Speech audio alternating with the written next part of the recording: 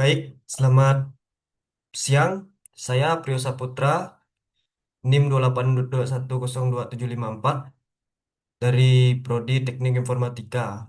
Hari ini saya akan memberikan presentasi mengenai Vicor Method atau Vesekiterjumsko Komporsiono Range Gate. Metode ini digunakan dalam pengambilan keputusan dengan banyak kriteria untuk mendapat solusi terbaik. Berikut ada PPT yang saya buat untuk presentasi ini.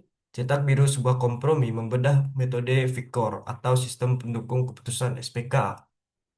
Lanjut slide 2.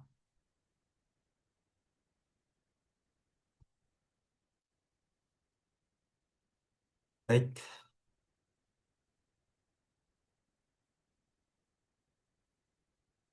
metode VICOR adalah metode pengambilan keputusan multikriteria yang digunakan untuk menentukan alternatif terbaik dari beberapa pilihan. Metode ini berfokus pada pencarian solusi kompromi, yaitu solusi yang mendekati kondisi ideal berdasarkan berbagai kriteria. Berikut ada gambar dari metode Vicor ini. Ada kualitas maksimal, keputusan final, biaya minimal, resiko terendah. Seni menyelesaikan konflik kriteria ini. Kenyataan pengambilan keputusan. Di dunia nyata, keputusan jarang berhadapan dengan satu kriteria yang sejajar. Kita selalu dihadapkan pada kriteria yang saling bertentangan secara ilmiah. Peran SPK, sistem pendukung keputusan ini berfungsi sebagai navigator analitik berbagai berbasis komputer untuk memecahkan semi terstruktur secara objektif. Tantangan MCDM, Multi-Area Decision Making, harus mampu mengintegrasikan data untuk menemukan alternatif terbaik di tengah benturan konflik kepentingan. Tujuan utama dari metode VICOR ini adalah: pertama, membantu menentukan nilai alternatif terbaik dari berbagai banyak pilihan. Kedua, menghasilkan solusi kompromi yang seimbang. Dan ketiga, membantu pengambilan keputusan agar lebih objektif dan terstruktur.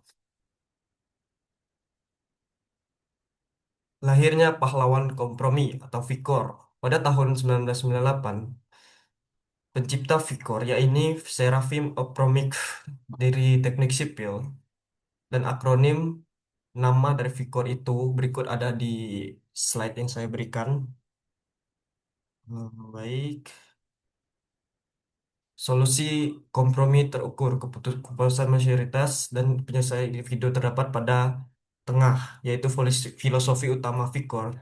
Tidak sekadar mencari skor tertinggi, tapi juga metode ini menyelesaikan matematis rancangan keseimbangan, memaksimalkan kepuasan kolektif sekaligus menekan serendah mungkin kerugian atau penyesalan bagi pihak minoritas. Lanjut ke slide selanjutnya. Mesin penggerak keseimbangan S, R, dan Q. Berikut ada eh, mesin penggerak keseimbangan dari Vicor ini sendiri. Pertama-tama saya ingin menjelaskan langkah-langkah Vicor itu. Pertama, menentukan alternatif atau kriterianya. Kedua, menentukan bobot atau setiap kriteria. Ketiga, melakukan normalisasi data. Keempat, menghitung nilai S dan R. Berikut ada nilai S dan R di layar. Kelima, menghitung indeks Vicor atau Q-nya. Terakhir, melakukan perankingan untuk menentukan alternatif terbaik. Ini ada S, mewakili utilitas kolektif. Semakin kecil S, semakin baik alternatif tersebut memuaskan semua kriteria secara keseluruhan, suara atau suara mayoritas. Minimum individual regret atau R ini sendiri mewakili penyesalan individu, mengukur seberapa buruk kelemahan terbesar dari alternatif tersebut. Nilai R kecil berarti terhindar dari risiko fatal. Jadi R ini bisa dibilang sebuah kerugiannya juga bisa dibilang. Ya, itu. Ada key juga di sini. Matrix equilibrium akhir yang menyeimbangkan S dan R menggunakan parameter bobot kompromi. Nilai Q terkecil adalah solusi paling optimal. Jadi yang paling kecil kerugiannya itu adalah yang paling optimal ya. Rumus S dan R ini juga nilai S merupakan jumlah dari bobot yang dikalikan dengan selisih nilai setiap kriteria. Sedangkan nilai R adalah nilai maksimum dari selisih tersebut. S digunakan untuk mengukur keseluruhan, sedangkan R mengukur risiko atau penyelesaian maksimum. Jadi nilai Q adalah indeks utama dalam metode Vicor. Rumus yang menggabungkan nilai S dan R tadi. Rumusnya menggabungkan mereka berdua dengan parameter V yang biasanya bernilai 0,5. Nilai Q ini nantinya digunakan untuk menentukan ranking akhir alternatif.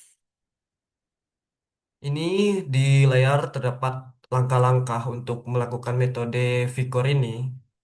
Langkah satu tuh pembentukan matriks keputusan.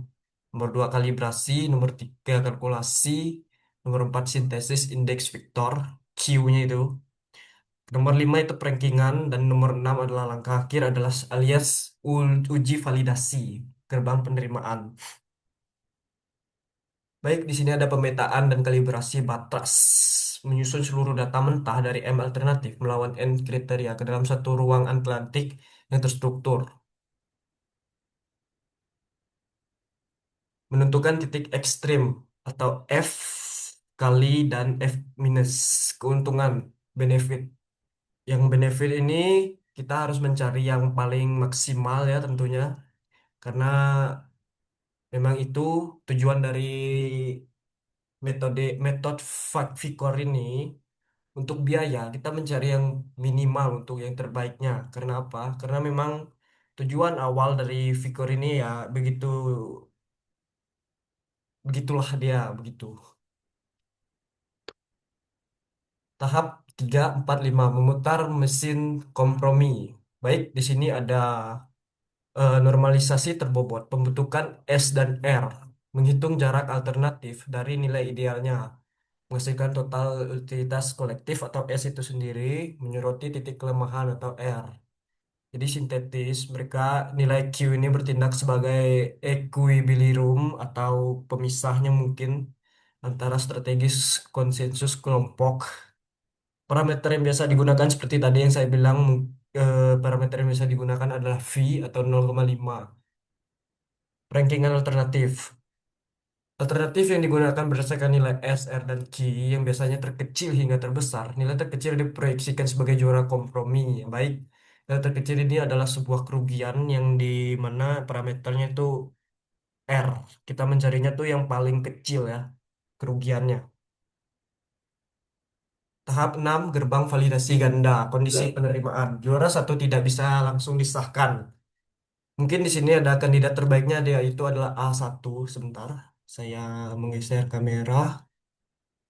Harus menembus dua lapisan pengujian untuk membuktikan kemenangan absolutnya. Jadi harus ada validasi keduanya atau em, istilahnya tuh verifikasi dua langkah ya mungkin ya. Saya menggunakan istilah saya saja. Kondisi satu, keunggulan yang dapat diterima. Dalam bahasa Inggrisnya acceptable advance. Apakah jarak skor Q dan jarak juara satu dan 2 cukup jauh atau signifikan secara matematis? Syaratnya di sini ada ini rumusnya dapat dilihat di layar di bagian kiri. Jika gagal, juara dua akan ditarik dan menjadi solusi kompromi bersama. Ya, jadi seimbang lah ya dia. Karena mungkin nilainya sama atau bagaimana, tergantung perhitungan yang kita hitung nantinya. Kondisi kedua, stabilitas pengambilan keputusan. Apakah sang juara memiliki fundamental yang kuat pada setiap kriteria pembentukannya? Syaratnya, juara satu harus memegang peringkat satu pada parameter S konsensus, yaitu keuntungannya harus memegang nilai satu, dan parameter R-nya, yaitu risiko atau kerugiannya harus memegang nomor satu juga. Lanjut ya. Studi kasus. Baik, di sini ada studi kasusnya. Berapa skenario yang saya buat. Di sini ada, sebentar. Oke. Skenario ada alternatif 5 penilaian cost. Oke. Pertama ada C1 yaitu harga, nomor C2 kualitas, ketiga keamanan, keempat kemudahan, kelima dukungan. Itu benefit. Kalau harga masuknya ke dalam cost ya, kalau C1.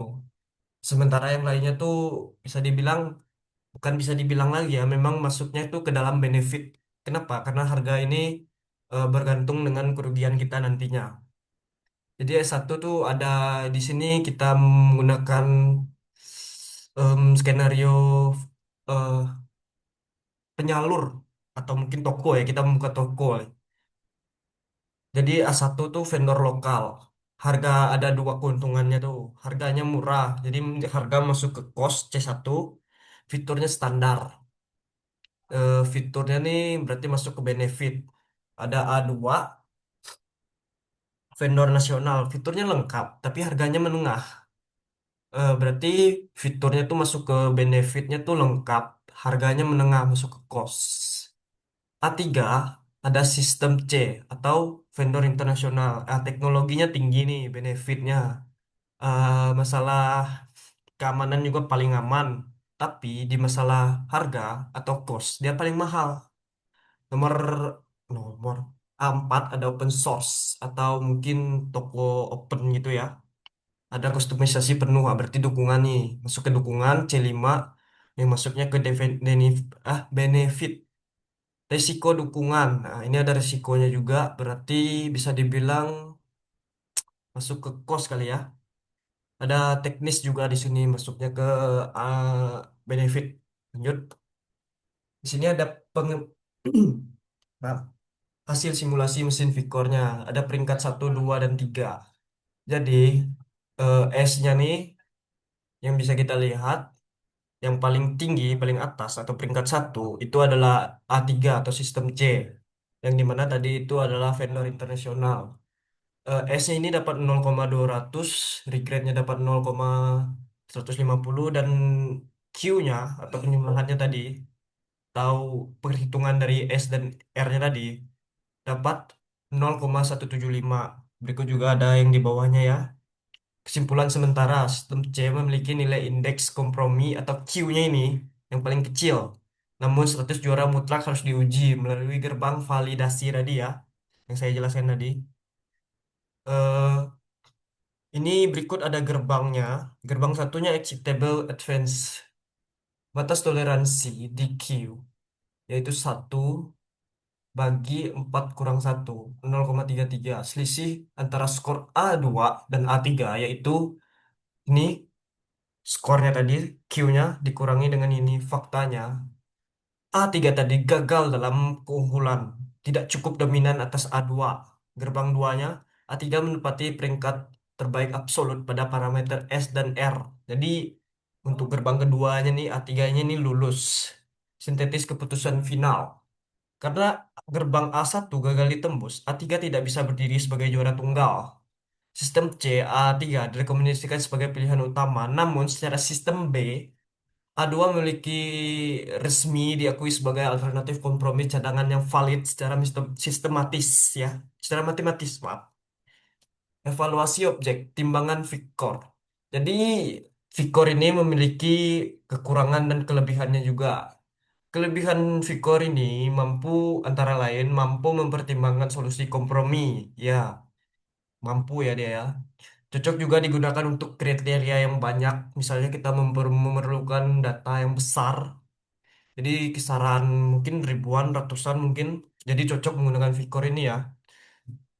Dan juga fleksibilitasnya dalam penggunaan bobot sesuai kebutuhan. Jadi Vicor ini juga fleksibel ya. Ada juga kekurangannya. Vicor ini memiliki beberapa kekurangan. Perhitungannya cukup kompleks ya. Jadi untuk Vicor ini mungkin ya kalau kita membutuhkan perhitungan yang kompleks agak sulit kita menggunakan Vicor ini ya. Juga sensitif terhadap perubahan bobot A ini juga menjadi kekurangan dia. Karena apa? Mungkin karena kita mau mengubah data yang banyak itu, jadi agak sulit dia. Karena sensitif dia terhadap perubahan bobot ini, Vicor ini. Membutuhkan data yang akurat dan valid. Vicor ini juga membutuhkan data yang akurat. Jadi kalau datanya salah, mungkin beberapa ketikan kita salah atau typo ya bisa dibilang ya. Vicor ini kurang cocok lah untuk kita ya. Lanjut, ilustrasi kesempurnaan sintesis akhir. Mengapa? Sebentar. Mengapa Vicor relevan dengan zaman sekarang? Karena ilustrasi kesempurnaan. Dalam model lanskap pengambilan keputusan modern, opsi yang paling sempurna di segala sisi adalah sebuah kemustahilan statistik. Jadi untuk estetika, mungkin Vicor ini baik ya bagi kita ya. Dua, pemenang yang berterima. Buat Maaf, salah mungkin dari PPT-nya saya buat ya.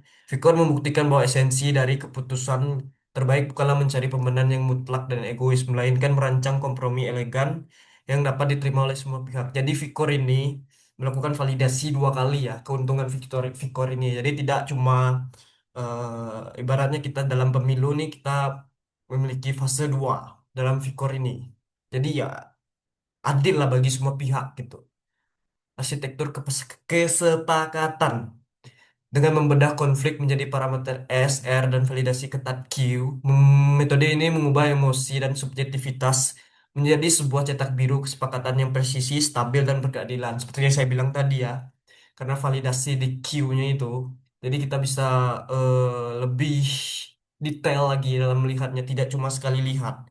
Karena kita membedah parameternya lagi dari kan, dari S, R, menjadi Q-nya tadi.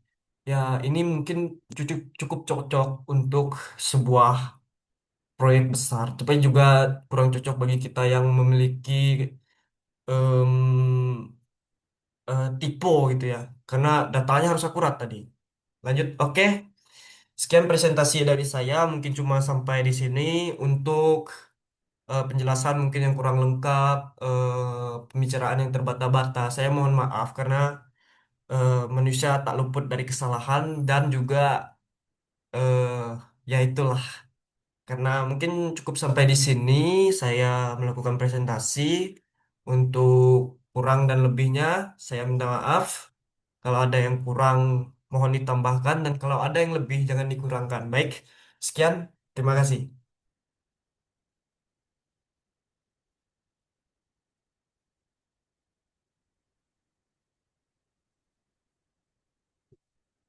Stop, stop, tarik lagi. Gimana stop?